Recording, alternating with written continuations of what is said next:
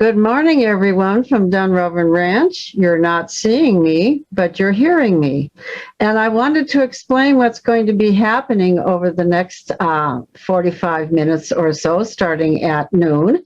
We're going to be connecting with a senior living residence in New Hampshire. And we're going to give them a ranch tour. We're going to introduce them to some of our animals, etc. And I just wanted to explain the process to you. So you will be hearing several people, but you won't be seeing them. We will be talking about what's going on via the ranch camera. So be sure that you are tuned in to the ranch camera. Turn your audio on, and you will hear me giving a tour to some people who are in New Hampshire. This is via a group called Beyonder. They have contacted this senior group in New Hampshire and have connected them with us. And so we're going to give them a little bit of a tour of the ranch, and James will be broadcasting it on the ranch camera with the audio. So be sure that you are tuned in. And this is probably the last time you will actually see me, but at noon, you'll hear me introducing people and talking with James and talking with a woman from New Hampshire whose name is Natalie. All right, thank you.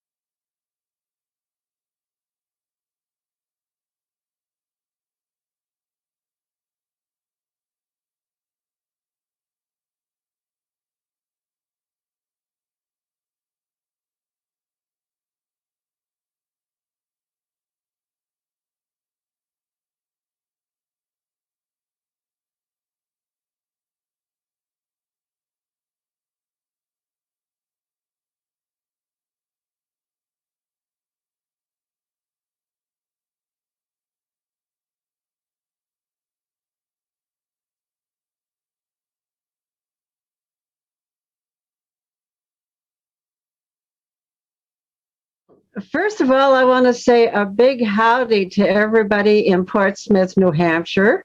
You are looking at our, let's wave to everybody. Hello. You are looking at our barn area here at Dunrovin Ranch in Lolo, Montana. Lolo is just a little bit south of Missoula, Montana, which is the major community in this area of Montana. We're about 35 miles from the Idaho border. So we're in the extreme western part of Montana, and we are on the Bitterroot River. I'm going to show you our ranch first, and then I'll introduce you to some of our animals. And of course, we call ourselves a little boutique guest ranch. We specialize in nature education and in high quality horseback riding. All of our horses are Tennessee walking horses, which is a little bit different than your usual quarter horse or Arabian horses. They are what are called gaited. That means they're very smooth to ride. But right now, I'm going to tell you a little bit of the history of our ranch because unlike most ranches, we have an outdoor broadcasting system with web cameras. And that's what you're looking through right now is one of our web cameras. And with this web camera, I'm going to take you up to an osprey's nest. I'm going to show you an osprey's nest. And this is how this whole project with web cameras got started, was with this osprey's nest, which is way up here, high.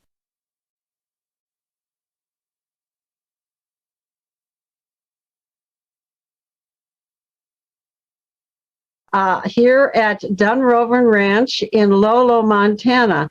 Lolo is just a little bit south of Missoula, Montana, which is the major community in this area of Montana. We're about 35 miles from the Idaho border. So we're in the extreme western part of Montana, and we are on the Bitterroot River. I'm going to show you our ranch first, and then I'll introduce you to some of our animals. And of course, we call ourselves a little boutique guest ranch. We specialize in nature education and in high quality horseback riding. All of our horses are Tennessee walking horses, which is a little bit different than your usual quarter horse or Arabian horses. They are what are called gaited. That means they're very smooth to ride. But right now, I'm going to tell you a little bit of the history of our ranch because unlike most ranches, we have an outdoor broadcasting system with web cameras. And that's what you're looking through right now is one of our web cameras. And with this web camera, I'm going to take you up to an osprey's nest. I'm going to show you an osprey's nest. And this is how this whole project with web cameras got started, was with this osprey's nest, which is way up here, high above the ranch. And as you can see, we have a real community in the background. This is the community of Lolo. And we call ourselves a boutique urban guest ranch because we're right on the edge of this little community called Lolo. And this osprey's nest has been active for over 40 years. And about 10 years ago, the University of Montana came to us and said, could we put a web camera above your osprey's nest because we wanted to study water quality by taking some blood from the chicks of the osprey who eat only fish in the local rivers. And so every spring, the ospreys come and occupy this nest. James, do you have a little video clip that you could show people of what the osprey look like and why we are so excited about these particular birds?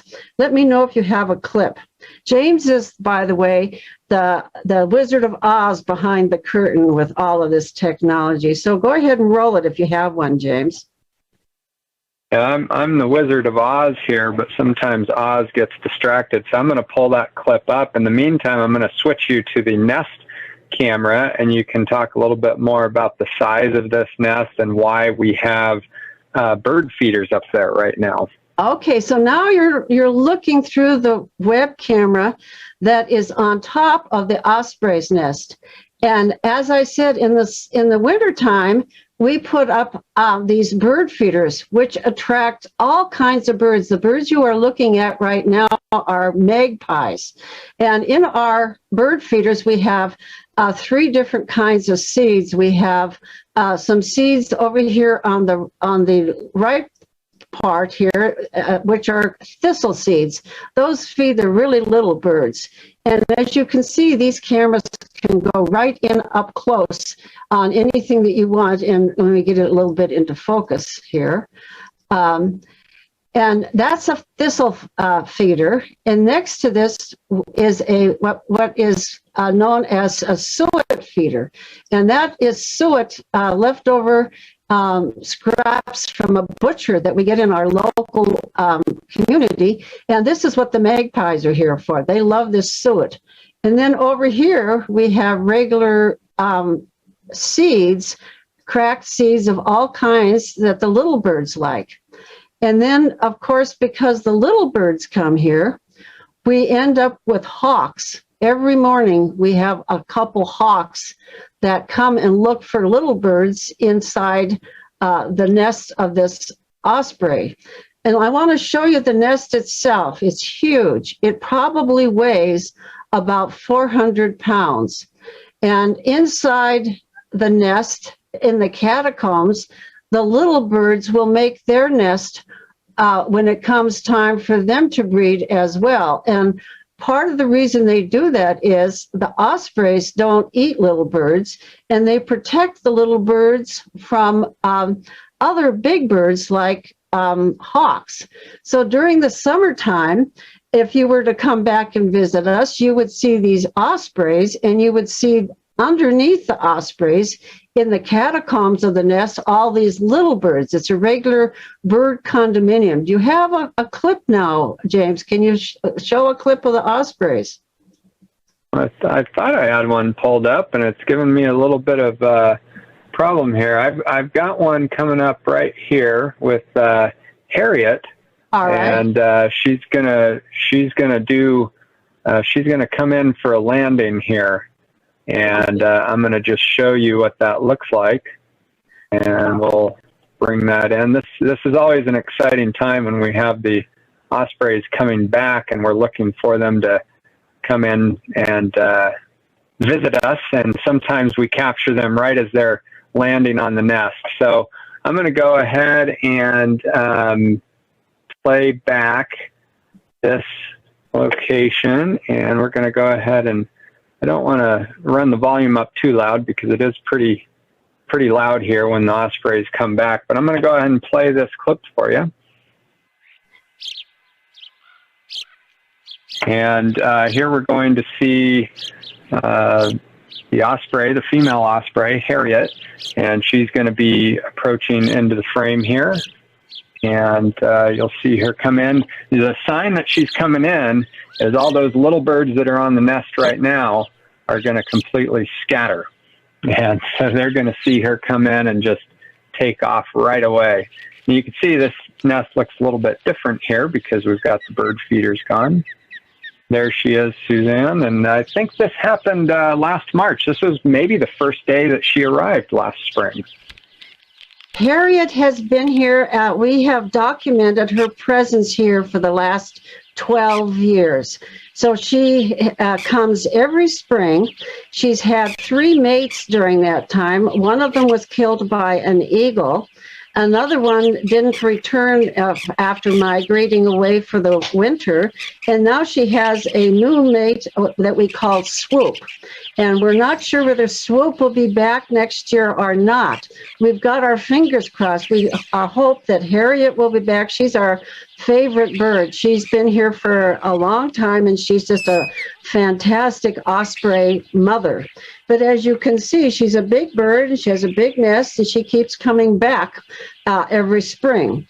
So that's where all of this started with respect to our broadcast system here at Dunrovin. When I went to turn the camera off at the end of the osprey breeding season, people said, "Oh, please don't do that. We want to watch your ranch. We're having fun watching not just the osprey, but the birds and the horses and the donkeys and the dogs." And so we decided to put a bunch of web cameras up so people could enjoy it all year long. So if you want to switch back to the Nest camera, James, I'll show people how these cameras can swoop around all over and see the whole valley where we are located. So I'm going to move the camera now and sweep across the valley.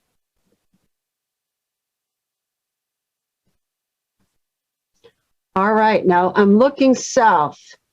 Going to move the camera around to the south, and you will see the Bitterroot Valley, which is a big, broad valley in western Montana. And here are the Bitterroot Mountains. The Bitterroot Valley is between the Bitterroot Mountains and the Sapphire Mountains in the east.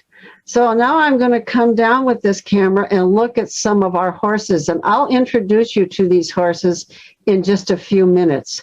Right now at the ranch, we're doing something that needs to be done occasionally, and that is we are introducing new horses to our existing herd. Whenever you introduce new horses, you have to give the new horses an opportunity to meet some of the horses one by one.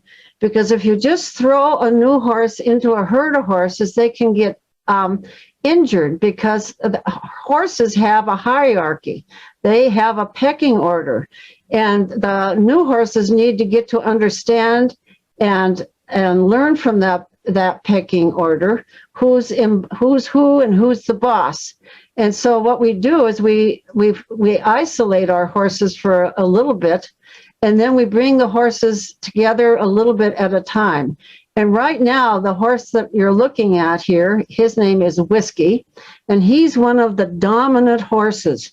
He's been with Dunrovin a very long time, and he is about to meet these two new horses that we have. Their names are Banjo and Scout, and we'll show you them in a minute. But right now, I'm going to go ahead and show you the rest of the ranch. So you can see, again, we're right on the edge of a small community, and over in this huge big field across from us is where the rest of our horses are. We have a bunch of horses over there, as well as the ones that are close to our barn. And we'll just zoom in here and see if we can catch a little bit of glimpse of them too. And as you can see, we're right surrounded by the community of Lolo, and which is a lot of fun for us, because we have all kinds of programs in the summer for children and for families to come over and learn how to ride, to get to know us. And it's a lot of fun to be so close to the community. And then on the other side, to the south, it's much more wild. To the south and to the east. I'm going to go back to the south and go to the east, where there's another group of mountains.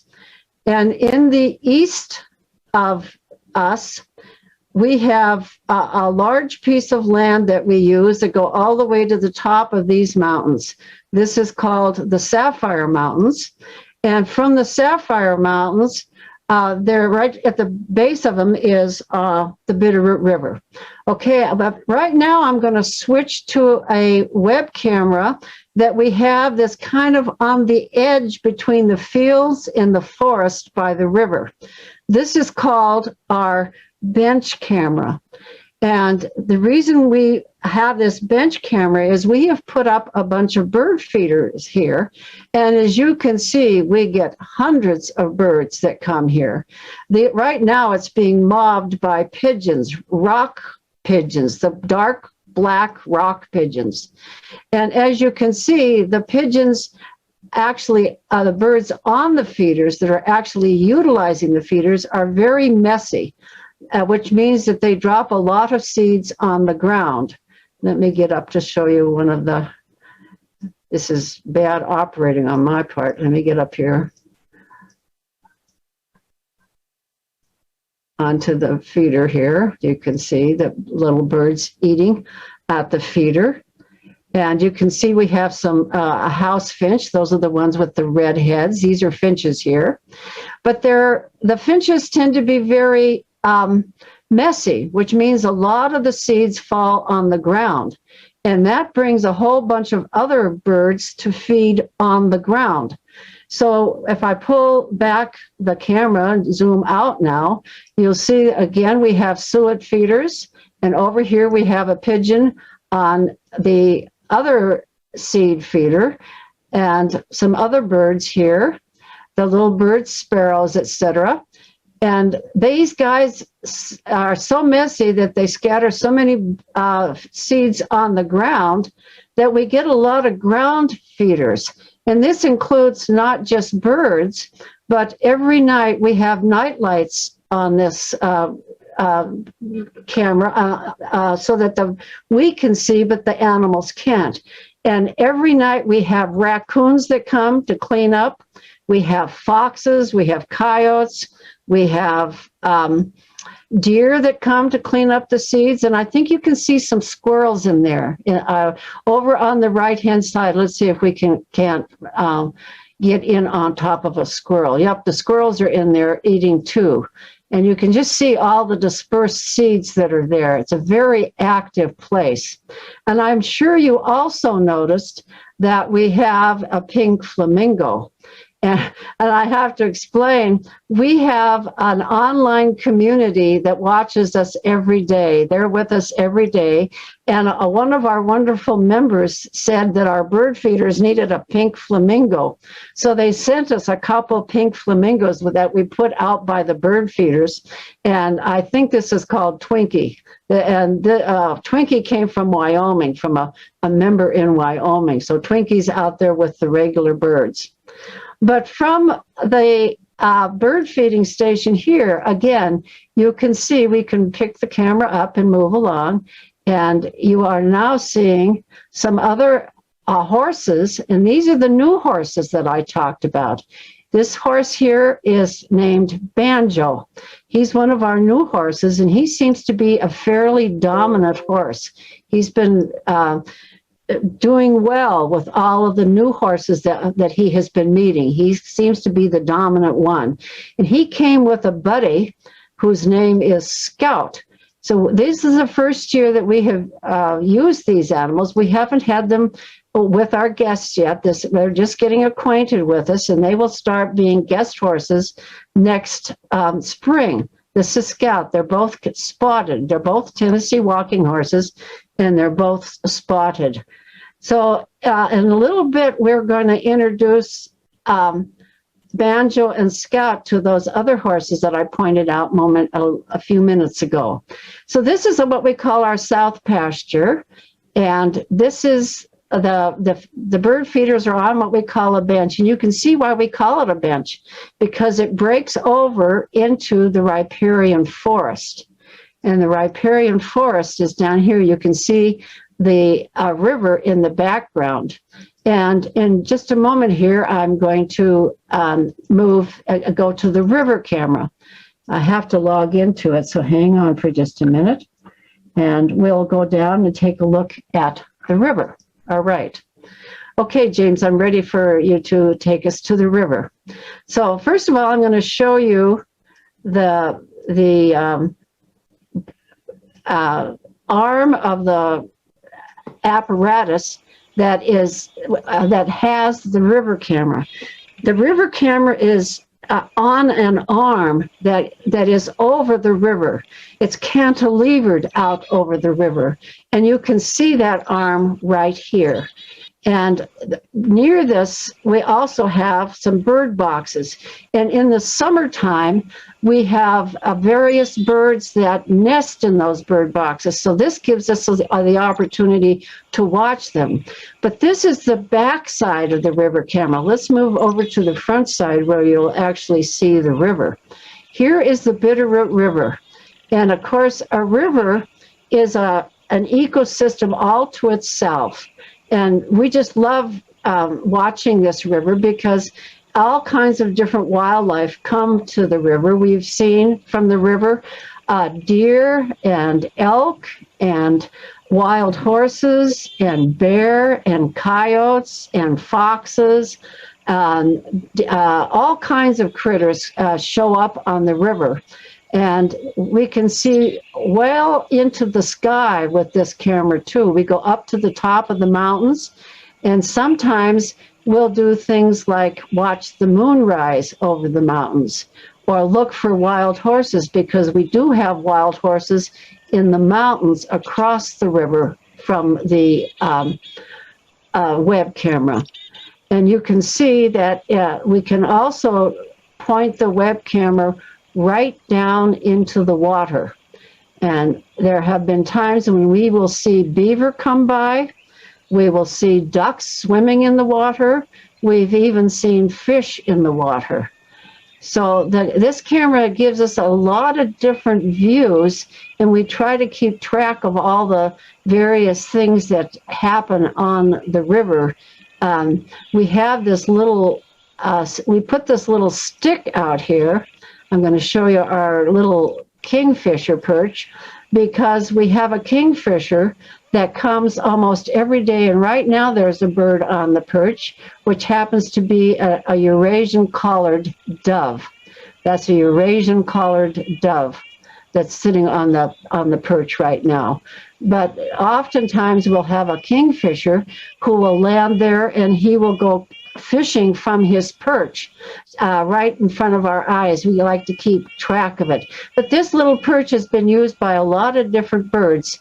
It's right here in front of the river, where they can either bathe or they can fish. This bird is not a fishing bird. This bird eats seeds and is commonly at our bird feeders as well. Okay, I think it's time to go up and meet our horses, James. And I think we have another guy that is ready to introduce you to our horses, okay? Chuck, are you there?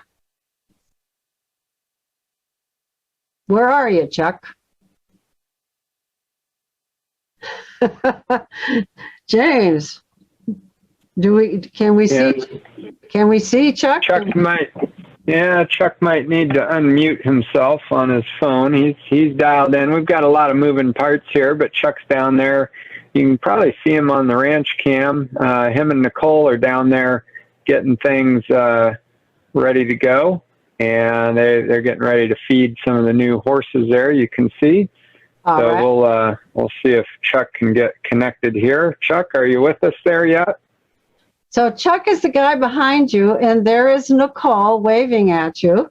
And no, we don't have any audio from you guys yet. We're using Chuck's cell phone to get connected so he can talk with you. And let me introduce you to the ponies that are in front of him. The two ponies are called Captain Lewis and Captain Clark. We are right near where the Lewis and Clark expedition came through Montana. And these two ponies pull a cart, so they're co-captains. That's how they got their names. And they have this beautiful cart that was made by the Amish people in your part of the world, more in eastern the United States. And then next to them are our two little donkeys. And these are half-sisters. These guys serve as our mascots, and we call them the donkey divas because they are loud, they bray. We take them to schools to visit school children, and we take them to senior communities to visit seniors. They like to dress up. The gray one wears purple because she thinks purple complements her lovely gray coat. Her name is Miss Gertie, and I named her after my grandmother, Gertrude. And I know that some people might think that's a little irreverent, but I know that my grandmother would love having a little donkey, particularly one with such personality as Miss Gertie. Miss Gertie is the older bigger sister, and she's a little more bossy than her younger sister, which is named Miss Maud, who was named after my great aunt, Aunt Maud. And so these two girls, we have donkey training every Sunday afternoon. We have a fellow who has been coming out for years, teaching the donkeys how to be, queens of the circus. They now know how to bray on command and to rear on command and all kinds of fun things. Sometimes they do it and sometimes they don't. They're kind of independent that way. Chuck, are you with us? I can hear you through my phone, yes. All right. Well, let's get you on out there so you can introduce some of you're seeing Chuck come in now, walking along there. Chuck is our newest guy. When you get to the barn, Chuck, turn around and let me talk with you so people can say hello to you. Okay? Right when you get to the gate. You're almost there. All right. There you go. This is Chuck, and he is brand new. He hails from Washington. Tell him how you found us, Chuck. Well, my wife is a travel nurse, and we were spending the winter over in Port Angeles area. And my wife was online and found an advertisement on a Facebook page for an open ranch hand position. And my wife's contract was about to end, and we are building a house just down the valley here. So we wanted to come back, and we emailed back and forth with Suzanne, and then did a Zoom interview, and here I am. Well, we're delighted to have you, Chuck. He's just terrific. He has a Forest Service background and a firefighting background, and he has a great dog. What's your dog's name, Chuck? Bridger. Yeah. Golden Retriever, like 3. Yeah. Okay, so the pony in front of you is, let's just turn his head around so people can see. This one is Captain Clark. Pretty sure. Isn't that Captain Clark there? And the way Lewis is doing a little bit ahead. Is missing a mane. Somebody chewed off Lewis's mane. And the gal in the back, give us a wave, Nicole. The gal in the back is kind of shy. She likes working here, but she doesn't want to be up front and center. Her name is Nicole. She does a great job. So there are Captain Lewis and Captain Clark. All right, you two, why don't you take some hay out, and we'll introduce everybody to the 4 dominant horses here at Dunrovin. And we've brought these 4 horses over is to meet Scout and Banjo. And sometimes when the horses meet each other, there can be a little bit of aggression going on.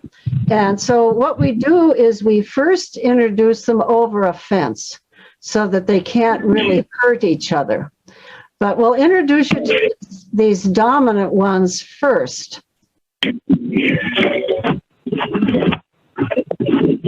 And the horse that's just walking in front of you with the big white blaze, I'll follow it for a minute, his name is Rocket. And interestingly enough, he's kind of a lazy horse. But as a youngster, as a foal, he just loved to rocket around the pastures. And that's how he got his name. So, Chuck, this is Rocket. And he's one of our best children's horses. He's just as sweet as can be. He's really nice. He's just a gentle, kind horse. And a lot of people love riding him because he is so kind. He's about 20 years old now. He's been with us a long time. Do you see his brand on the side of his, his shoulder? Yeah. When I get an opportunity, I'll try to show the brand to other people. Now, the horse that just moved Rocket away to come over to the gate, this guy's name is Monty, and his full name is Montana Strolling Joe. And Monty is a really good horse. Again, a favorite of children's because he is really calm. He's a horse that we have had in parades. He actually went into the Hilton Hotel downtown one year because they wanted to do a special fundraising event and they needed a horse. So Monty was the guy. Monty is just really calm. But he's also very dominant. So you'll see when he moves, the other horses move away from him. He is a fast horse. He's about 20 years old as well. And he's got this really pretty blaze. Did you notice that, Chuck, on his head? He's got a... Yes, and so he just noticed Banjo and Scout just came over to the gate over here. That's our first... That's why he's paying attention over there in the corner. I bet. I'm going to switch to the Nest camera, James, so people can get an aerial view of what's going on here. And, people will see what's happening. So what we're doing is feeding these 4 horses kind of away from the fence so they have something to distract them. And then Chuck will go over and open this fence, and you will see that Banjo will come right in. He's going to come right in to meet these new horses, Banjo and Scout. And this will be the first time that these horses have met. And this is what we do with new horses, is we get them to know each other over the fence, and then in a couple of days, we will bring those horses together. And hopefully no horse will get hurt. But one of the things we do is we run our horses as a herd, everybody together, and we feel that's important because horses are such social animals. They want to be together. So there goes Chuck over to the gate, and he's going to open that gate now, and we'll see what's going to happen here. And you can see my neighbor's house in the background there. But you can see Monty is anxious to meet these horses. So there, I'm sure. And Banjo is anxious to meet as well. He's pawing at the fence already. Yep. They're anxious. Back. Come on. Back. Come on.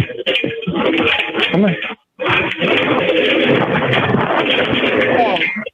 So this is our first meeting, and everyone is going to be anxious to meet each other. They're all excited here because this is their first meeting. And we might hear some squealing and some kicking out at one another. Hear them? Now, the blonde horse is the only mare. She is a very special horse to me, and she's a dominant horse. Her name is, I'll show you here. She's this one over here. Her color is champagne, and she's a very special horse because she was born here at Dunrovin, and she was born on my father's birthday, the year that he died. And I named her after him. My father's middle name was Lonzo, so her name is Lady Lonza. And she's a very dominant horse. Now, you notice part of what we've done here is give everybody hay to distract them from each other, to not get too overly anxious to greet each other and possibly hurt each other. So the horses are conflicted. Do I eat? Do I go over and investigate these new horses? What do I do here? So the eating is intended to keep the horses from each other a little bit, to give them some space to kind of just smell each other. And these horses will now be kept over the fence from one another for about 3 days. And then when things have settled down, Chuck and Nicole will open the gates and they'll all come together. And they'll all have to figure out who is the dominant horse. So now Chuck is right in front of Banjo and Scout. They're pretty, aren't they, Chuck? Yes, they are. So this one is, the first one is Banjo, is that correct? That's correct.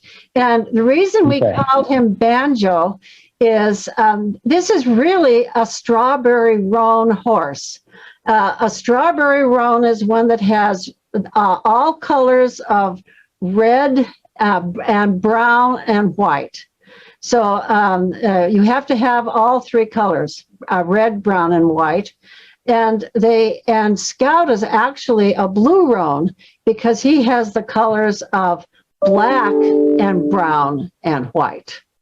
So a painted horse would have spots that are only red or only black, whereas Banjo has, if you look close at his spots, you will see that there's a mixture of red and brown in there. He's a very pretty horse. He's a dominant horse. He's a large horse, and he's a fast horse. I think he will be a really good horse for some of our more advanced riders, whereas Scout is smaller, and he's a cutie, isn't he? Yeah. How old is Banjo and Scout? Banjo is 12 years old, and a Scout is, I think, 11. And this is the perfect age for a guest ranch horse. They're old enough to be settled in. They're not youngsters and full of themselves, but they still have a lot of years of good use. So I thought I'd stop here for a moment to see if any of the people there in Portsmouth, New Hampshire had any questions or wanted to ask anything. I'm very happy to show you around or to answer any of your questions. If you want to unmute and ask anything, I'd be happy to answer. Hi. Hi.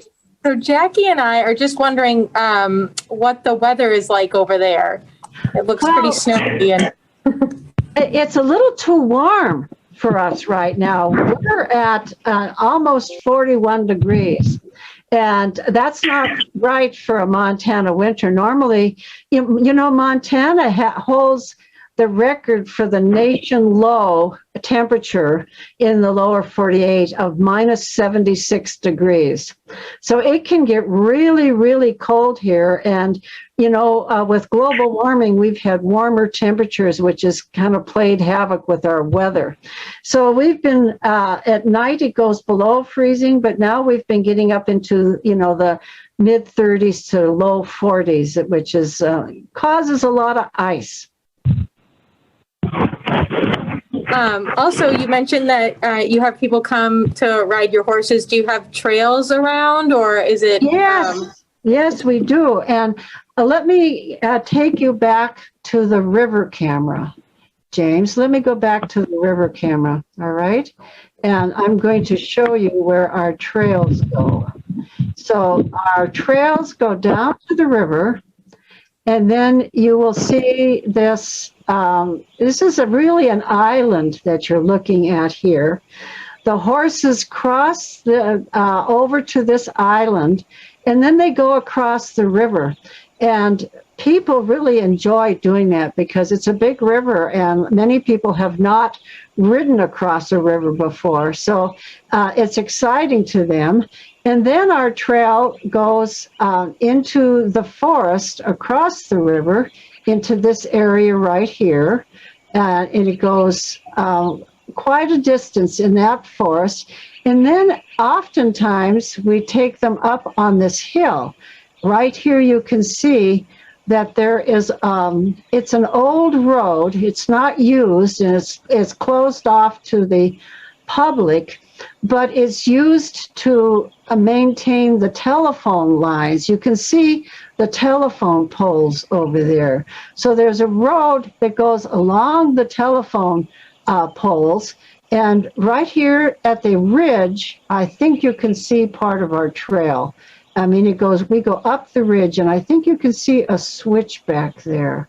If you can see right where the tree is, we start our switchbacks and our ride goes up the hill, way up the hill, and it's very steep, up to the top of the hill. And sometimes we go all the way over to what I have called a picnic point, and because we commonly have a picnic on Picnic Point. And then we come back. Now we have wild horses over here. There is a herd that, interestingly enough, we have documentation that goes clear back to the mid-1800s. It probably started from horses that ran away from the Nez Perce and Salish Indians, as well as from settlers in the area. So yes, our rides start there, and then sometimes our rides come right back across the river to our beach. They start right over here to cross on this beach, and then they come back across the river right here to this beach, which is on our property, and then they come home through our forest. And you can see where the trail is over here to go back to the barn. Right here is where the horses come back up. It's a lot of fun. We also have a lot of, I'll go back to the Nest camera, James. We also have a lot of trails where we use our trucks and trailers, and we take people into the mountains that surround us. We have trails throughout these mountains right here. We have a trail all the way up to Lolo Peak, which you can't see right now. Lolo Peak is hidden behind those clouds on the top of that mountain. That's called Lolo Peak. And then we have trails over in these mountains as well. But that requires our guests to get in our trucks, and we put the horses in the trailers and we take them up there. Any other questions?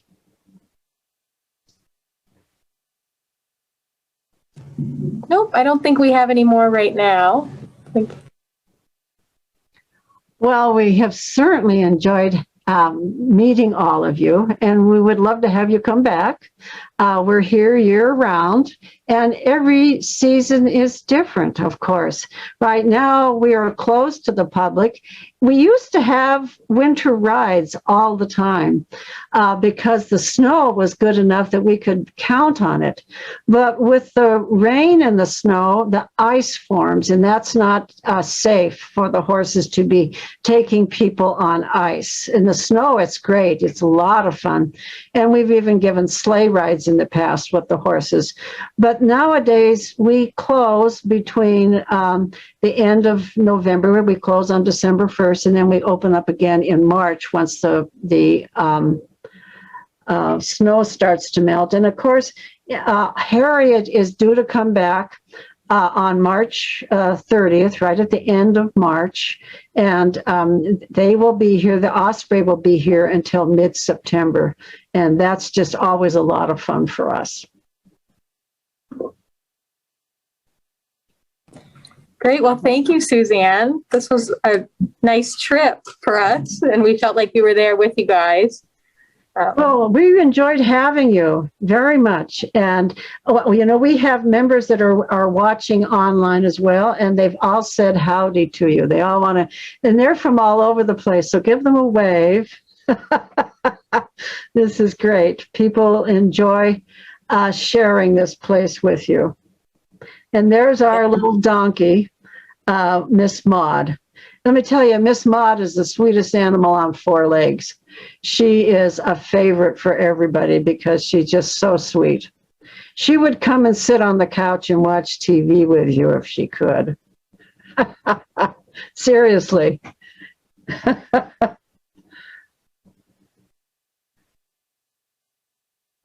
Okay. With that, we'll say goodbye, and thank you so much for joining us and visiting us today.